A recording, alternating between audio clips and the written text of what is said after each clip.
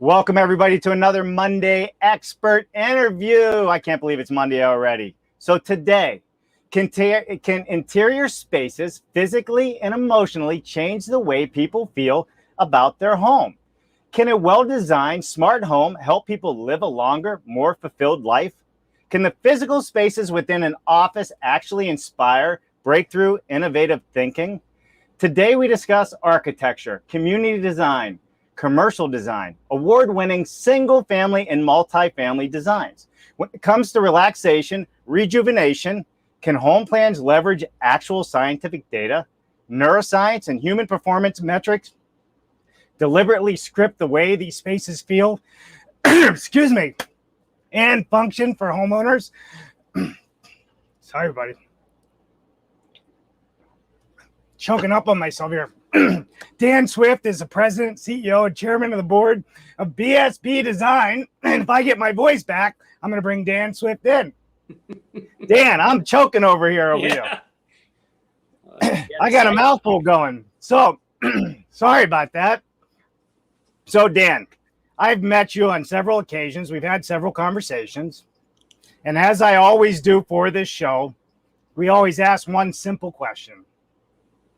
We want to know everything about you from the moment you were born to this very moment in time. Do not leave out any of the good stuff from the hospital, or Jennifer will call your mother.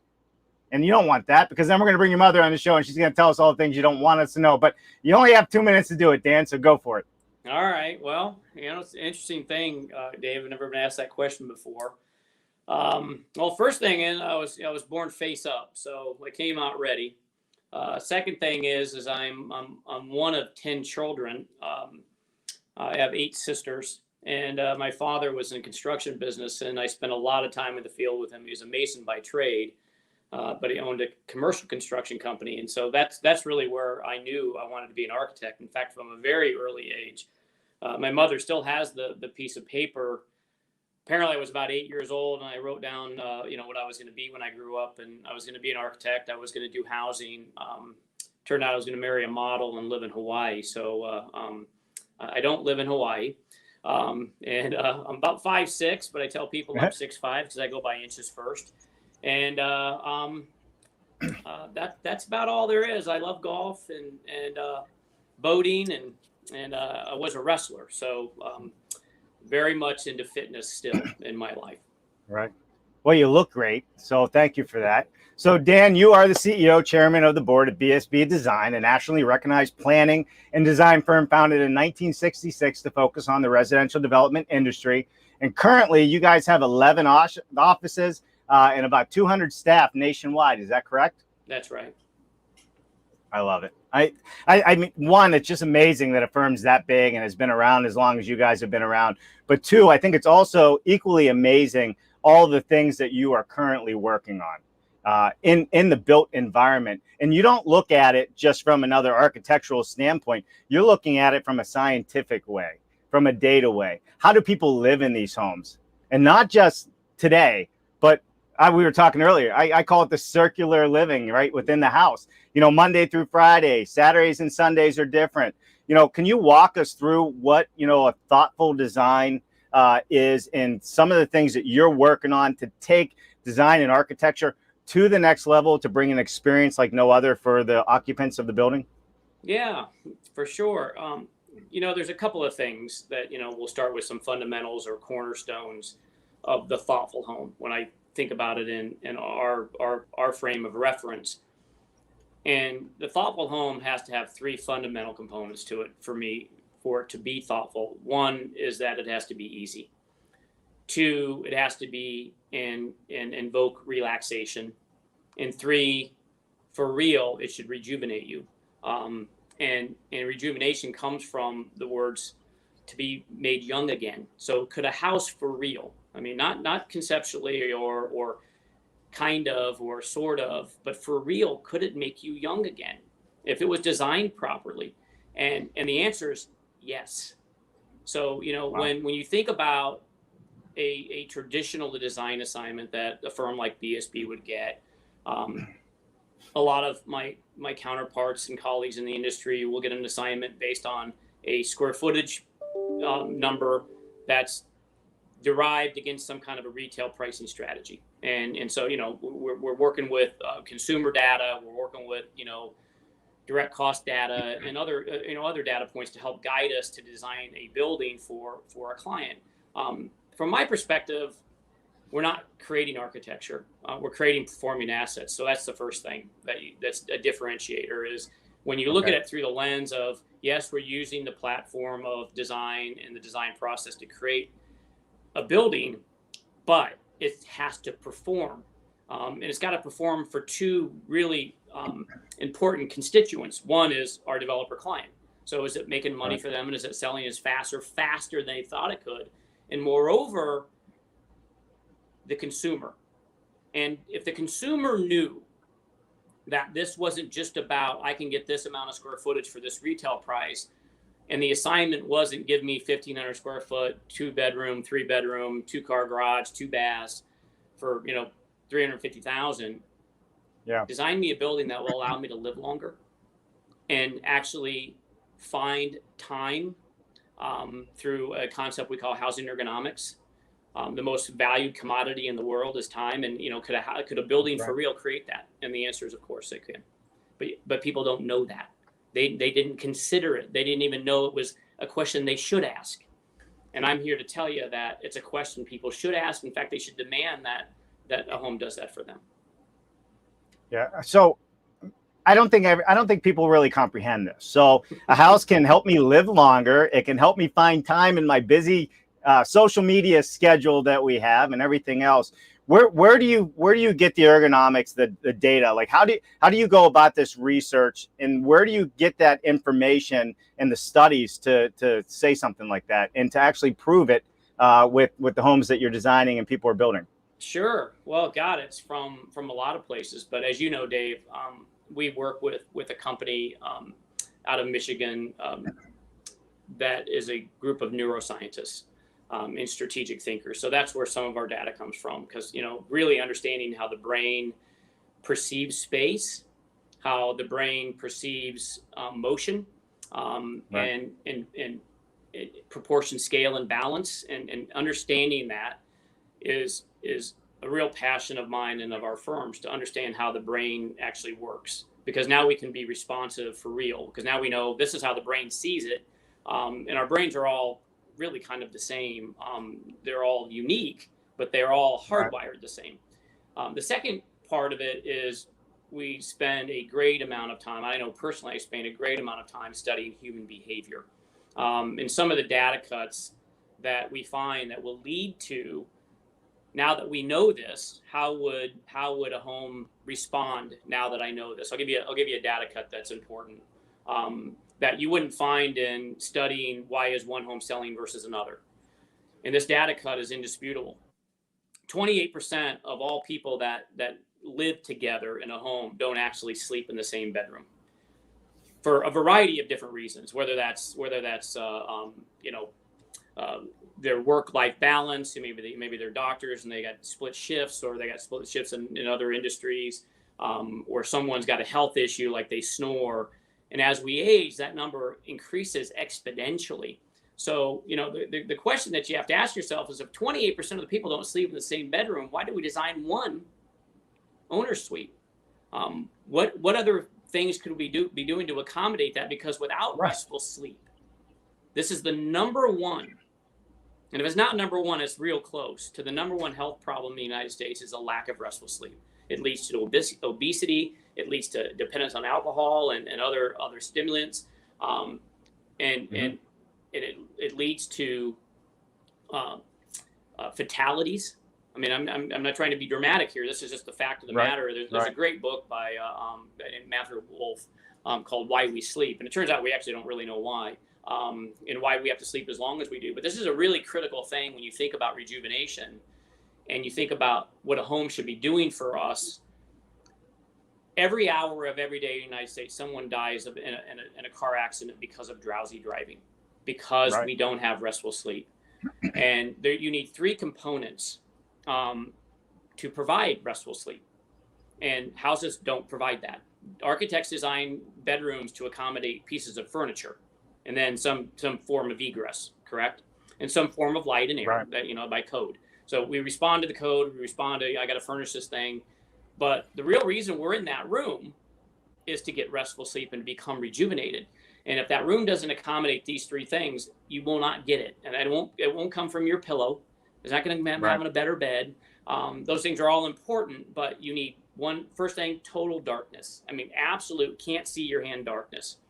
And so LED lights of any form that are on in the room are bad. In fact, they're bad for the brain. So there's way more data than I can go into to talk about why it's bad for the brain, but it's bad.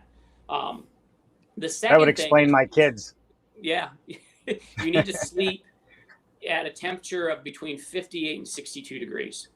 Right. And the least amount of clothes possible. So I don't want anyone, on this broadcast going, "Hey, Dan said I have to sleep naked tonight." That's not what I said. But as close to that as possible. And then the last one is you need perfect air. If you had those three components, and every home that was built today had that, now you have the opportunity for the most important part of life is restful sleep. Then houses would for real rejuvenate you. Right. And if I don't and can't sleep in the same room as my spouse or my partner, what accommodations are led to me? Not that I'm relegated to some other part of the house. I mean, I still want to be connected to the owner's suite. I mean, this is why I bought this home. I mean, all of us, regardless of price, the one human condition that's indisputable is we all are aspirational. We all are looking for this one thing that makes us happy. I mean, whether you're 9 seconds old or 90 years old, the one commonality between all human beings is our desire to be happy. And that comes from a variety of different, avenues, but without restful sleep, none of that matters. So, I mean, that's one of the data cuts from studying human behavior, studying the brain and neuroscience, and why it's so important, because without it, nothing else seems to work right. So sleep being the big factor there. 20% of people don't even sleep in the same room. So why master suite? What are some of the things that you guys are doing to address these issues within a home? Well, the way we design the space is important. What we need in the environment we work in is flexibility. So, we don't live in a one size fits all world, first off. So, if you're designing a product line or a product series, or if the building that's got a fixed environment, how fluid and flexible can it be for real? And so it's the way we connect the spaces. So by flanking the master bedroom and using the master bath as kind of a pivot point, or the master bath and closet, and then on the other side of that, aligning another sleeping area. That might be for a child, it might be for your mom and dad, but the opportunity now exists where I could access from master bath, master closet into that room as a way to stay connected. So I've got dual sleeping capability. So it's a fairly simple articulation of space, but it has to be deliberate. So some other things that we do in the spatial design is in studying housing ergonomics, is to make sure that when we move from one space to another, I've got the fewest moving parts. And I've got to move the least amount of distance. As an example, I have 5 kids. One of my least favorite things to do, that I do more often than I care to tell you, is go to the grocery store. I mean, you talk about the most valuable commodity that we all have is time. And the biggest waste of that for me is going to that friggin' grocery store, because then I got to go in there. Some big warehouse took bus stuff in boxes, took those bottle boxes, put them on a shelf so I could put it into a box and bring it home and then box it. Right. This enterprise takes 3 hours, and you got to cut that down. So not only are we trying to design houses where home delivery is easier, but at least when I get home, I don't want to have to walk into my house with this, all these groceries in tow, go to my kitchen aisle and unload all that, and then load them into a pantry. Now, think about how many times that happens every week, every day, times millions of people, 300 million people, how much time is being wasted. And wonder if, for real, you just pull in your garage and it's connected directly to the pantry. I mean, like that. And then take every minute, second, hour that you lost is now yours again. This is how you capture time, by not wasting it. And if the home's designed, where it's wasting it, I'll give you another example. More often than not, the laundry room's placed in one part of the house and this linen closet some other place. Well, So then we take this basket, right? And we fold them all up, put it in the basket, and I walk down the hall and I unload it in this other room. Like, why do we do that? I mean, if you were in the manufacturing world, you would never do that because it's so incredibly inefficient. I can only imagine what Ford would be thinking right now if he designed a home, and going, like, why would I have all these extra steps? So those are the kinds of things that we're doing, Dave, for real, analyzing the pathways from one part of the house to the other, in real time, analyzing how long it would take to do this, and then figuring out other ways to design it so it eliminates that wasted time. Sure. And again, now that I have that time back, what am I going to do with it? That's where you get into the human peak performance conversation, because that's what, the biggest reason people don't exercise or have proper nutrition is I don't have time. Well, that's it. It's funny. We actually in our family have a cousin that has 10 children. 10 children. They do not have closets. They don't have dressers. They only have laundry baskets. And that's for real. Mm-hmm. Because when you take it off, put it in the laundry, they have a system in place that cuts down putting these clothes away just so you can take them back out and put them back on again, right? So to speak. So it's interesting that you say that. All right, everybody, listen, if you are just joining us, we are live on LinkedIn, YouTube, Facebook, and Twitch. If you have a question, please put a Q in front of it and we will get to it, or just make comments if you want to comment. But today we are talking about how living in your home can increase your peak performance if it is designed right, using the right data and the right layouts and all the right information that Dan Swift is going to share with us today. So if you're an architect and you're looking for better ways to design houses, I hope you're tuning in, because you might just learn something today that could be a lot of fun. So let's get into this thoughtful design aspect of what we're doing. And, a home is easy. It's relaxing. It's rejuvenating, right? These are the things that you said are the number one, I guess, overall out of 5 things, the number one topics for the design, right?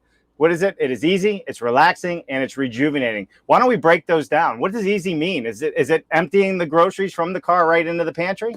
Yeah, absolutely. I mean, it is. I mean, when you think about a home, most people think about it as shelter. I got a place that I can sleep. I got a place where I can gather, and I got a place where I can cook. Kind of the 3 fundamentals.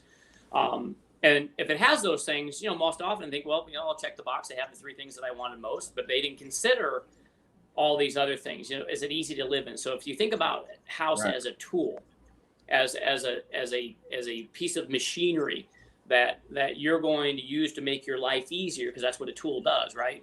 We can build things with it, we can fix things with it.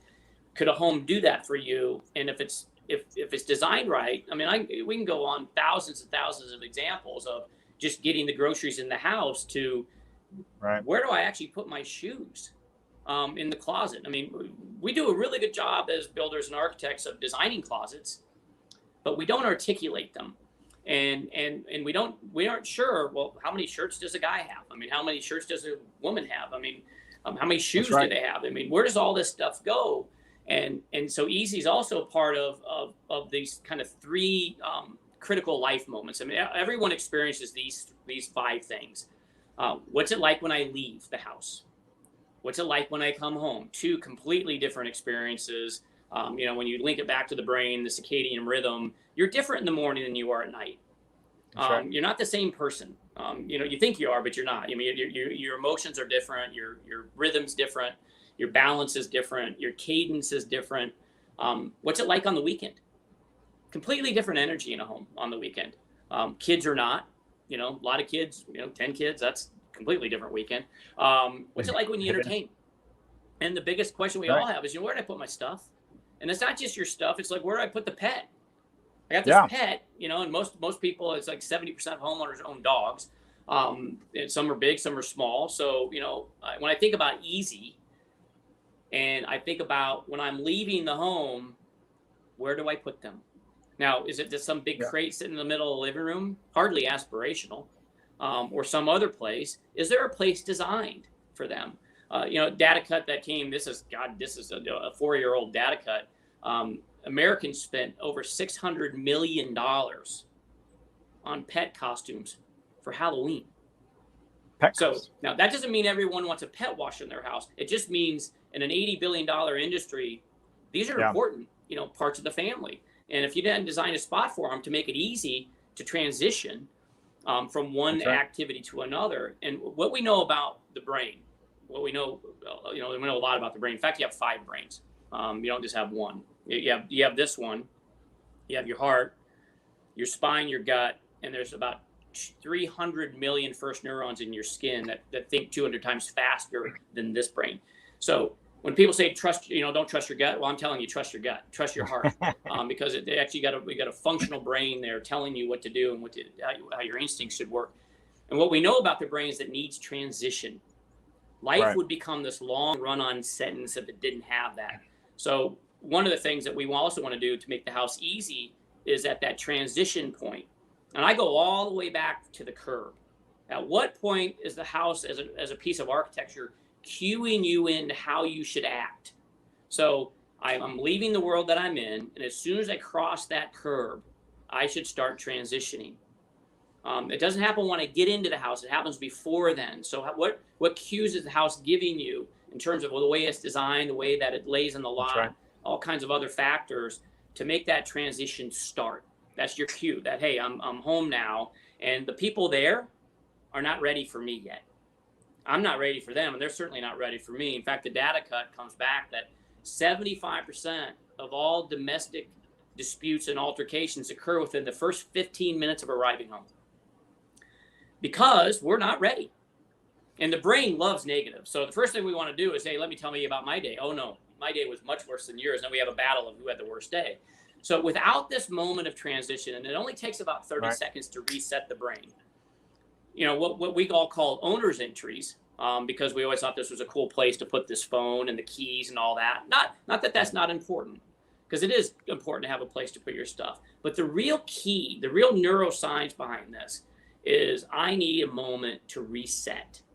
So a place where I can get a bite of food, a quick sip of water, a place where I can't be seen but heard. So they know that, this kite and a hurricane's coming in, just ready to disrupt what you're already doing. And we don't like disruption, right? So we want to make this awareness so their transition is smooth. That's easy. It's not subtle, but it needs to happen.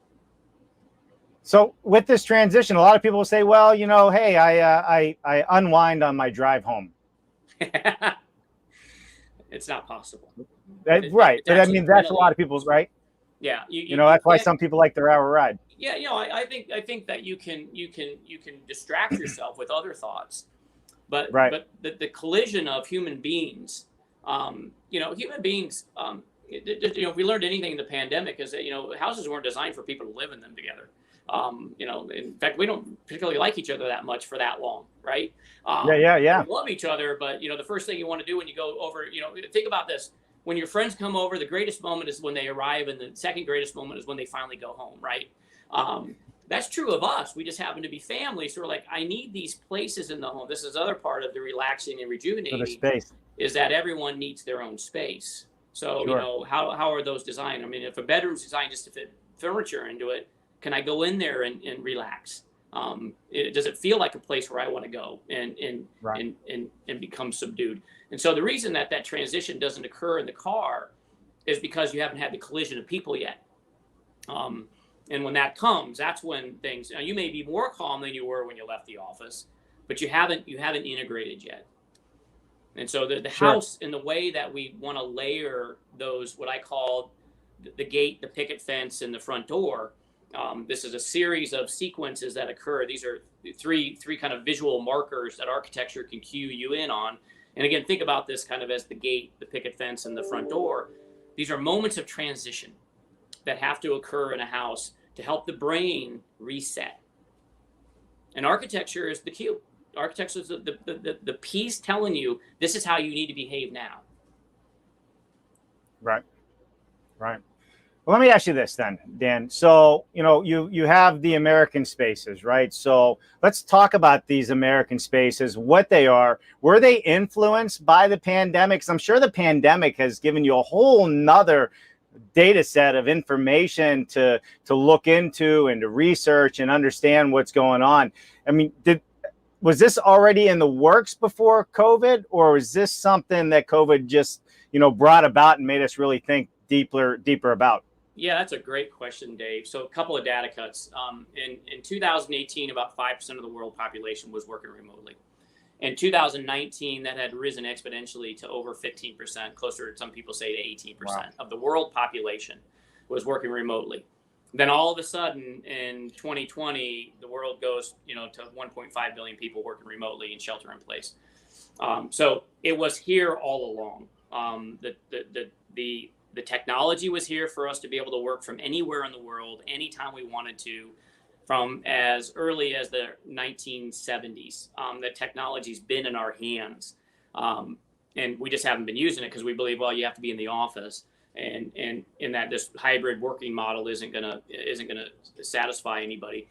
Secondly, homes weren't designed to accommodate, working or learning, distance learning, because we need separation, not only physically, so we're out of eye shot of one another, so we can focus. Secondly, we need the audible separation that has to occur. So the concept of the pocket office, which I know BSB first introduced into the production home builder space in about 1996 as a home management homework station in the home to take the pressure off the kitchen island and the kitchen table for those functions, has led to other what I'll call pocket spaces in the home, because if you can't have a home office for everybody. I mean, houses would be huge, so we got to design these things at scale. And so there's a couple of fundamental components that we look at. One is this is a really interesting data cut. The number one thing people want to know when they first move into their home is, where do I put my luggage? I mean, for real, where's that go? I have luggage, right? I mean, I bet you have luggage. You're a home builder. I bet you have luggage. Do you think that I might have some? I do. And where does it go? When they don't find that place, they become incredibly disappointed. The second place where we want to put things, this is a new American space, we call it the morning kitchen, is I don't want these appliances on top of my kitchen island. We live in a world now, because of this device, this is also a neuroscience condition called present shock. We're inundated with information and clutter in front of our eyes, and any clutter makes us kind of crazy. We become used to it or numb to it, but we really don't want it there. So we want all those appliances off the kitchen table, kitchen island, and kitchen cabinets, and into a place that's more connected to the pantry. So we have this morning kitchen pantry combo is the place where the Vitamix goes and the coffee pot goes and those things. The third one is a place for the pet. Now that can be as small as just a place where the pet bowls go or where the pet bed goes, and these things can scale, big or small. The fourth one is what I call pocket fitness. When you think about human peak performance, the next thing you should think about is life longevity. Now we live in a world now, for real, where you can 3D print your own organs. So there's a company in the United States right now that if you gave them your stem cells, and I've seen this live, you gave them your stem cells, you could create your own heart, your own lungs, your own kidney, your own liver. So with the day you need one, you have them and they're yours for real. Wow. So this idea of us living to 150, 160 years old, I know it will sound crazy to almost everyone on this session. It's not science fiction. So you have to think about life longevity. And I belong, Deb, you know this, I belong to a group called Abundance 360, where we believe that abundance is real. Scarcity is contextual, that nothing is impossible for real. It's just not possible yet. And in that moment, when you're thinking about life longevity, the number one thing, this is so simple about this, and everybody says, well, it's not that simple. And when somebody says it's not that simple, it usually is that simple. The number one thing that all the doctors on stage talking about life longevity want you to do is 10 minutes of resistance training a day. So you don't need a big gym. You need resistance bands, or if you got the money and you love technology, one of my favorite devices in our home is a machine called Tonal. If you're not familiar with Tonal, look it up, or Mirror. I don't own a Mirror, but I own a Peloton. So I believe in pocket fitness. And the Tonal is one of the coolest artificial intelligence-based workout machines ever created. It is one of the coolest things. But what we have learned about the human condition, when you resistance train, you increase bone density, you increase muscle memory, you increase muscle mass, you don't have the fall down fractures at 85. I mean, 85 shouldn't be old. That's right. You know, we're watching human beings, I mean, literally deteriorate in front of us. And the home should provide this pocket fitness, not as a destination, not as a thing I have to do, as a thing I do all the time. It's just like washing your hands. Hey, I got 10 minutes. I'm going to go do a quick workout. And these little pocket fitness spots in the house are cues that this is important to me. This is important, that you should be doing this. So, I mean, I'm a big advocate of pocket fitness. Well, you're a big advocate on the future and science and where it's heading. You spend a lot of time looking at what's moving forward in the world of science, and you're bringing all of that data and information, and like 3D printable hearts. Who would have known? Honestly, get me in line, right? That's amazing to us.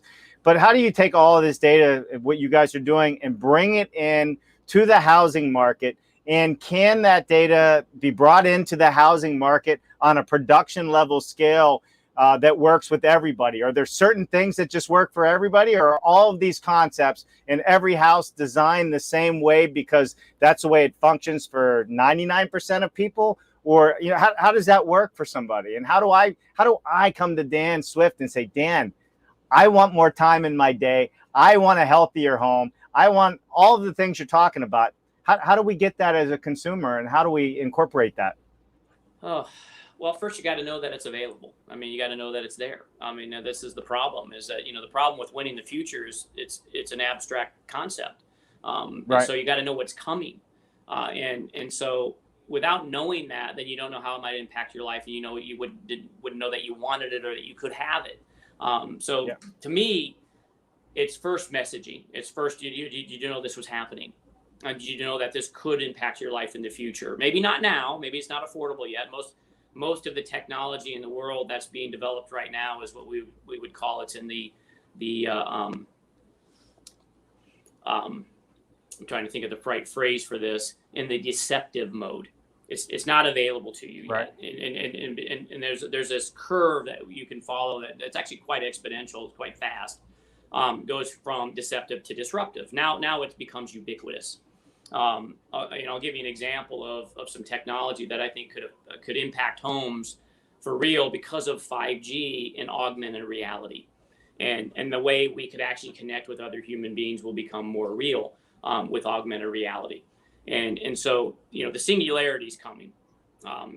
We talked about this before, but the singularity is when artificial intelligence and the brain become one. So that's actually happening right now.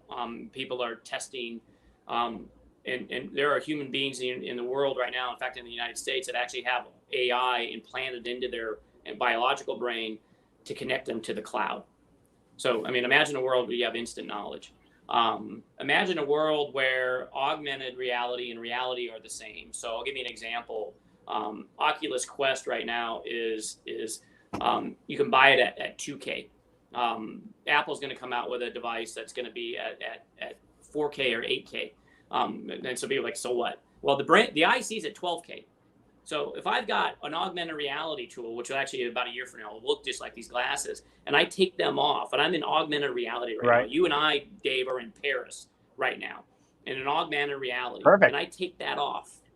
You're the same to me. Reality is reality. Augmented is reality. So what does that mean? I mean, if I want the view in my backyard to be the ocean, do I have to live on the ocean for real when it will be real? So that technology in a window, as an example, inside the glass. In fact, I did an assignment. This was just private citizen Dan Swift, working and advising a glass company who doesn't actually even make windows. As what technology should we be putting between these windows right now to make it cooler, to make people want it more? I'm like, well, think about this. Think about if your view tomorrow was the ocean, or now I want to look at the Eiffel Tower, but I want to see the Eiffel Tower for real.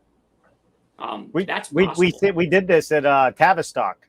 They have some windows in their house there that have where you're looking out the window and it looks like you're looking at the mountains or the ocean, and you can see it. So they had samples of what you're talking about in that house already. So the other piece of technology for me is, again, this is all about, could a home improve life longevity, and human peak performance. And again, Yeah. I know some of this stuff will sound a little odd and even like, come on, that's not going to happen. We will have sensors on our body, for real, that will track us. It's called healthcare N to the 1. So if for real, and this is possible, in fact, Peter Diamandis has a chip in his body where they can monitor his every chemical, all his RNAs, his heartbeat, his pulse, and every chemical in his body. They can monitor him 24 hours a day, 7 days a week, and they could tell him in advance if he's going to get sick and when. Now imagine a world where you're wearing your sensors when you walk into your home, for real, and in the threshold of the door or the jamb of the door, you walk through it, and that sensor says, "Hey Dan, I can tell you're not feeling well." This is true smart technology that actually is available today. It's not ubiquitous yet. That's the awareness piece first, the messaging piece first, and then where are we going to go to win the future that's coming? So the AI in the house now says, hey, I've turned down the lights, I've changed the temperature of the room, and I've made a doctor's appointment for your next week. In Molly, your AI kitchen robot has made you some soup. This is real. This is coming. I mean, who wouldn't want that in their house if they could get it? Right. Well, I mean, predictive analytics for human peak performance, right? Mm-hmm. I mean, if that isn't the future and if it's not already here, like you said, I think is amazing. And, we also have some comments and questions we're going to go to in a minute here. But if you are watching this, what are your thoughts on augmented reality and chips being installed? And Dan, if I heard you right, there are people already getting chips installed into their brains. Is that accurate? That's true. Yeah, they're already connected to the cloud. The studies that are being done, and these are all, people are sure familiar with these studies where, Deep Blue or Watson can beat a human being playing chess, and they beat him every single time. Well, what they've learned now is when they combine the human brain, the biological brain, and artificial intelligence as one, it beats AI every time, because we have instinct, we have intuition, we have other things in the biological brain that you don't have in the artificial brain. So the perfect storm is the connection of the two. So the singularity is that moment. And we're, somewhere, depending on who you ask, 10 to 12 years away from the singularity being real. Now, will it become ubiquitous? I mean, somewhere between there and now, this device won't look like this anymore. But think about 7 years from now, where this device has true artificial intelligence, which means it thinks at the speed of the human brain. In 7 years, they think we'll have a device that'll think at the speed of the human race. So in your hand, you will have instant knowledge. So, I mean, what does that do for housing? I can't even think about that yet, about how it makes a house that much smarter, because they're not. They're just not. Because if they were smart, they would be predictable, not reactive. They would already know that you're home. They would already know that the light should be on. I don't have to turn anything on. I can see Dan's coming home. He crossed the curb. Everything that he wants on's on already before I show up. That's scary, though, in a way, too, isn't it? Because that means everybody else can have all that information on where Dan is and what Dan's doing, no? Yeah, no, that's true. I mean, a lot of people think of Terminator. I think of Iron Man. I think, Jarvis was cool. Right. And so I think it's going to be more Jarvis than Terminator. So. There's so many takeaways from the show, and we're going to go to comments right after what I say here. But, if I really start thinking about, how homes can save us time, right? Think about all the takeaways we got right now. How homes can help us, save our lives and make us healthier, right? How homes can bring us happiness, right? And now we're getting into predictive analytics of what we're doing, what our health could be in the future, and where all this is going. The takeaways are enormous on all of these different pieces and functions that we're going over. So listen, if you're out there and you're watching this, let us know what you think of all of these things. I'm absolutely loving this, and I'm looking forward to having Dan do my predictive analytical, my home that's going to save me time and make me happier and all those fun things. But first, why don't we go to a couple questions out there? So in comments, Jennifer, you got something? All right. Oh, Jennifer, Dan Swift, can your firm design motorhomes? That's right. Our sleep's 8, but nowhere to put 8 pairs of shoes. Well, that's right. And it's more than that, right? 2 times. We all have at least 2 pairs of shoes. There's 5 of us. And it's horrible. They're just everywhere. And by the way, we need more counter space too, because that's not neat and clean and everything else. Mm-hmm. Well, the answer is yes. We could do a motorhome if that's what you wanted us to do, for sure. I think we need to have you do that. All right, Greg Ugaldi. Do you know Greg Ugaldi? Greg Ugaldi. He's the immediate past chairman of the National Association of Home Builders. Oh, joining wow. us from Twitch. What's up, Mr. Greg Ugaldi? Great show. We are watching from a house closing today. I love it. So Greg is not only the immediate past chairman, he has a fairly large development company in New England. So, you know, most of these guys at the NAHB, they're volunteering their time. So appreciate you showing up today, Mr. Ugaldi. Tapanga Co. Good morning from the frozen North, Canada. Tapanga, thank you so much for joining us today on LinkedIn. George Ryman, good morning from Phoenix, Arizona. Normally he puts hot. Maybe it's not hot. Andrew Seeley, happy Monday, folks. Good to see you, Andrew. Happy Monday to you as well. Well, he's got a lot of comments. Henry Mickelberg, all the way from France. The art of turning subjective into words, pictures, and numbers. Love it. Any comments there? All right. YouTube, Captain Sam. Can you get the design features to accomplish the total darkness in 58 to 62 degrees? Thanks.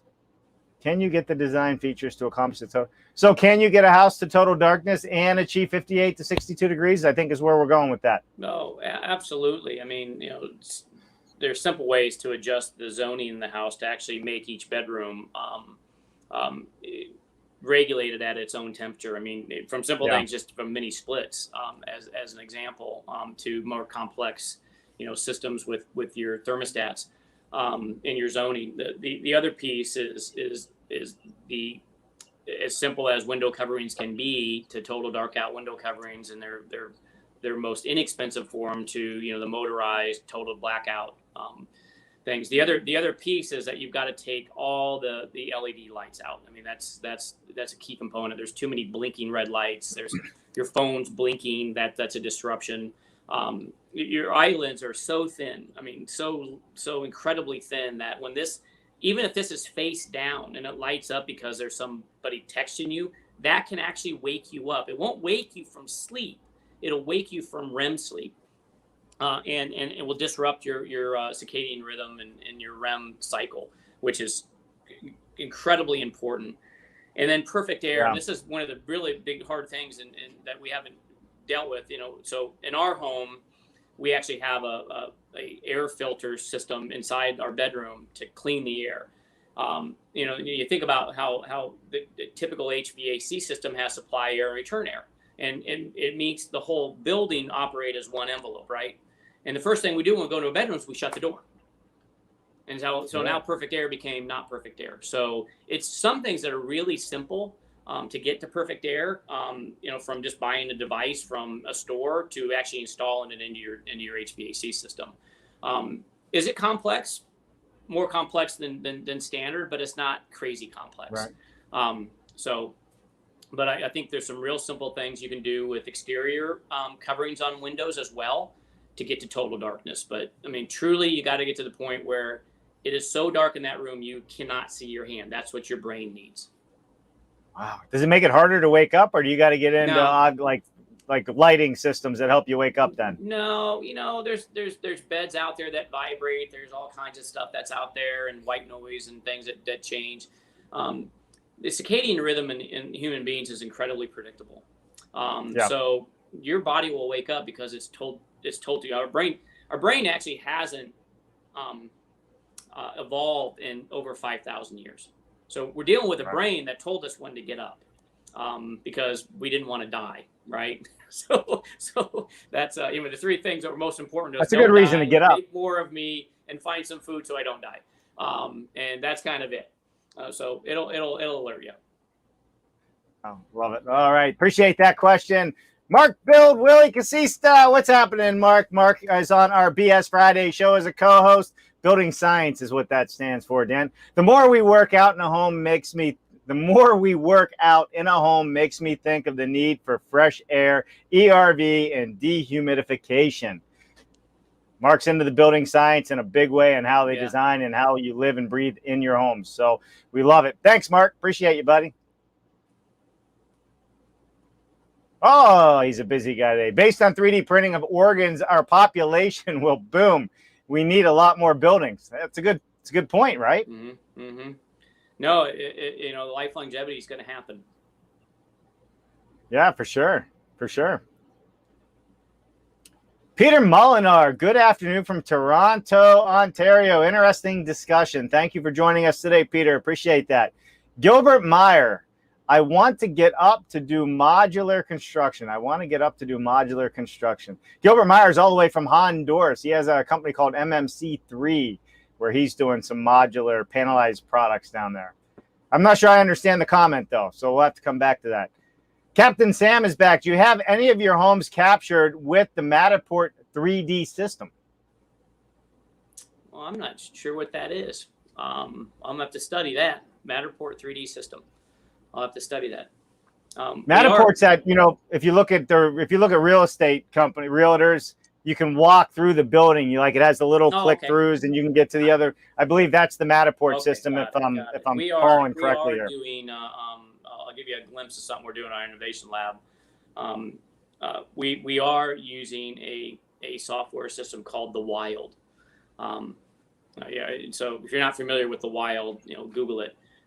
It allows us to spend time in virtual buildings with people from anywhere in the world. So we used this earlier last year with about 150 people at Abundance 360, where they were walking through a home we designed in the virtual space, and I had people from all over the world in there. So I had people from Dubai in there, people from Canada, people from Ireland, all at the same time, and our avatars were, you know, next to each other in the house talking, like you and I would be in a room together talking. Right. And so the Wild's just a better platform and I like Spatial as well. Those are great design tools. I love it. So I wanted to go back because I understand what Gilbert was saying. I want to get up to do modular construction. He doesn't need an alarm clock. He wants to wake up to his modular manufacturing. Is that where he's going with that? So awesome. Love it. All right. So with that said, everybody, thank you so much for all the questions and comments. Let's keep rolling on this, Dan. We are at 51 minutes, so we're almost out of time here today. So why don't we recap? What are the things that you'd like to leave people with here today out of everything we're talking about? You know, what can they do? Not only in their own homes, is there little takeaways that we can give them, but, you know, how do we move this forward? How do we move this concept forward? How do more people think the way you're thinking to make the better quality of life for the consumers in their housing? Wow, that's a big question. Well, first you got to want to do it. First, you got to want to realize that a home can provide the opportunity for human peak performance, and when everyone finds out that they can, and somebody's delivering that, they're going to want it. It's called in neuroscience, it's called conversion hysteria. So once something becomes hot, then all of a sudden everybody wants one. I mean, think about how many years ago mobile phones were considered a luxury and, you know, only for the wealthy, and no one could really have them, and only rich people can, and who really needs one anyway? And now, you know, now if you're 12-year-old, that's your rite of passage. I mean, you have a mobile phone. So this conversion hysteria moment's going to occur because somebody out there right now, in my way of thinking, is already cracking this code. They've already figured out how to design a building, and they decided that I'm not going to use any of the current kit of parts because they're not functional anymore. They're 40 years old. They're 50 years old. I mean, bedrooms and kitchens and family rooms have not changed for 40 years. What's actually better than that? And so you have to have a kind of a deep learning desire to win the future that's coming, and you have to know what is actually coming. So, I mean, part of the reason I spend so much time at Abundance 360 or with the Abundance 360 community is because I'm learning about what's coming way faster than anyone thinks that it's going to be here, and we're not going to be ready, but somebody will be. And so I want to be first. And I live in a world in my Dan Swift brain, and you know, just being a competitive person. And I tell this to our team all the time, that all competitive people want to know three things. Oh, here's my camera. I'm not good at this camera thing, Dave, like you are. That's all right. You're Three doing things. great. What's the game? What are the rules, and how do I win? The problem is that we think that we can impact the game. And so I think there'll be somebody out there that says, I'm not playing the game you're going to play anymore. I'm not going to play by those rules, and I'm going to win differently. And I'm going to win these consumers faster than you ever thought possible, because we're going to give them something that in their instinctful, natural desire for human life longevity and human peak performance. Once somebody cracks that code, the world's going to know about it and want it. So my encouragement is to spend a lot of time studying human behavior, how people live and move through houses, what actually makes them healthy and rejuvenated, and then find ways through spatial design, technology, surfaces that clean themselves, which actually exist today, and all kinds of other things that we can do in a home to still make it feel like home, but more as the tool that encourages and supports life longevity. Right. So to me, it's becoming a student of human beings. And then once you do that, then it's like, okay, now I know what I need to do different and better. And then recognize that in home building, the runway is really long. If you're living in a world right now, and again, I'm not being critical of the industry that I love, and I love designing houses. I can't imagine doing anything else. In fact, I don't even consider retirement. I just don't even think about that in my future. But when I think about this sitting here and the runway that's there and other industries, and the phrase we use in innovation is called clock speed. The clock speed at Apple can be sometimes measured in seconds. The clock speed in housing is measured in decades. So we aren't going to have to do a lot to upend, some real meaningful changes in the way we design buildings and the rooms and the spaces we actually create. I'm designing some houses right now because of the headwinds with how we appraise a house and how we value a house, which I think is crazy anyway.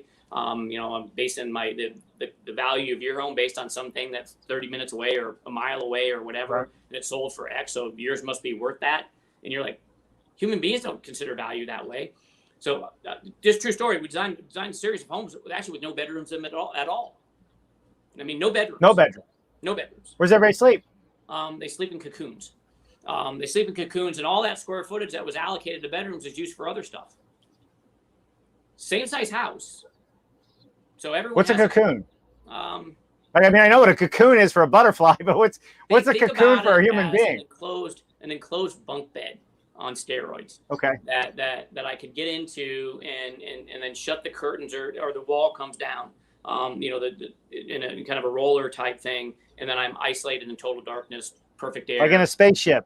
Yeah, exactly like that. Right, you climb in, shut the. Yeah, imagine I don't need a lot of room for me.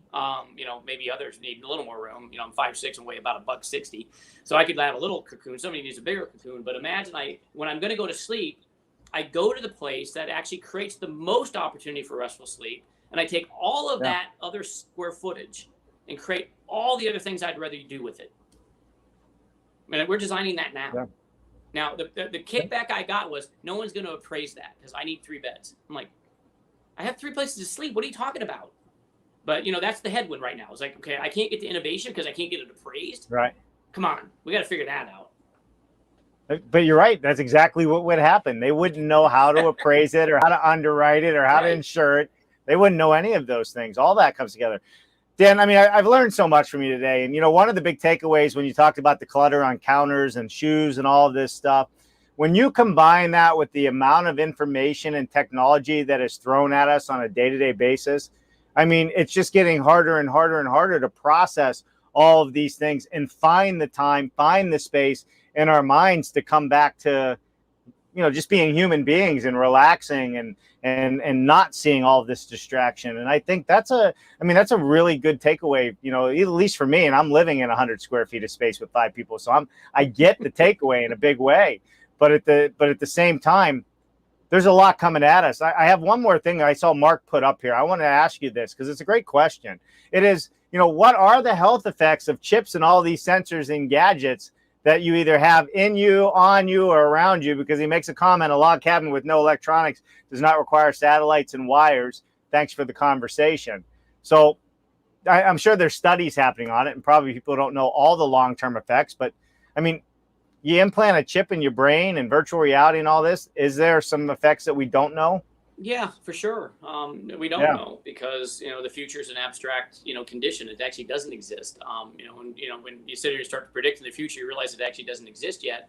But we don't know. The one thing that we do know is that they're so incredibly small. I mean, these nano chips are smaller than the size of the pinhead on a needle. So we're not talking about things that are taking up a lot of space or that might create dysfunction with blood flow or other components. And some of these devices are actually biological. They're actually living.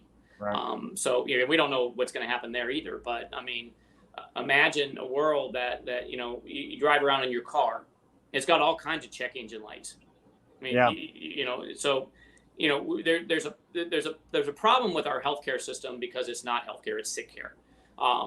There needs to become a point.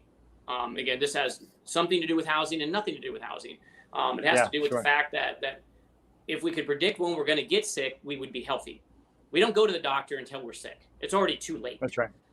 So that's the future. So the question is, if I'm already going to get sick anyway, and the inevitable that one day I won't be here, what could possibly hurt me more than not knowing?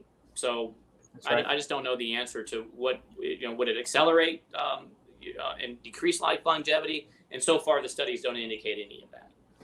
Yeah, sure. It hasn't been around long enough, but you're right. We need more predictive health versus reactive health.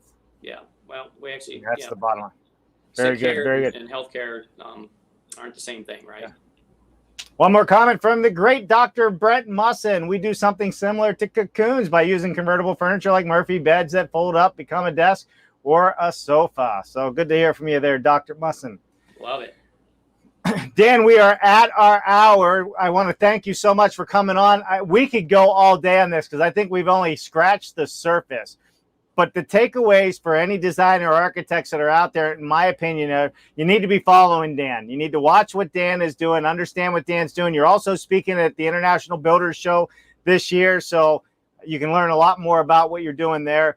But Dan, you really are leading the way with some of this thought process, design process. How can we be healthier? How can we live longer? And how can our houses help us accomplish all of these things? And I think that's a great conversation to have. And I do believe it is the future of where we're headed. Thank you. All right, everybody, listen, Wednesday, we have hydronic shell coming on. What is hydronic shell? Well, you're going to have to join us and tune into what David Goldstein has to say about it, because they are reinventing HVAC. That's right, mechanical systems, retrofits. Imagine if you didn't have to tear things apart. You could just put a shell around a building and heat and cool your entire structure. This is where it's going. So this falls right in line with what Dan Swift has going on. So we're looking forward to it. And also, Mark put in the comments today, on Friday, we welcome back Travis Bungart and Joe Cook. The Midwest Building Science Symposium is kicking off. We kick off a lot of great events on Dave Cooper Live, and we're looking forward to talking further about this one as well. Dan, I ask everybody at the end of the show what your one thing is. Tell us what your one thing, and we're going to leave it at that. Wow. Well, my one thing is to tell you thank you, you and Jennifer both, for creating this platform of awareness. So that's my one thing. This is awesome. Thanks so much. Hey, man, I appreciate that. Appreciate it very much. All right, everybody. Thank you for tuning in today for Monday's expert interview. We will see you Wednesday, 1 p.m. Eastern, 10 a.m. Pacific. Be there. And if you're not following Dan Swift, you're not following BSB Designs, you're wrong. Go follow him right now because the show's over so you can leave. I'll see you, Dan. Just hang tight. We'll come back to you after the outro. Bye now.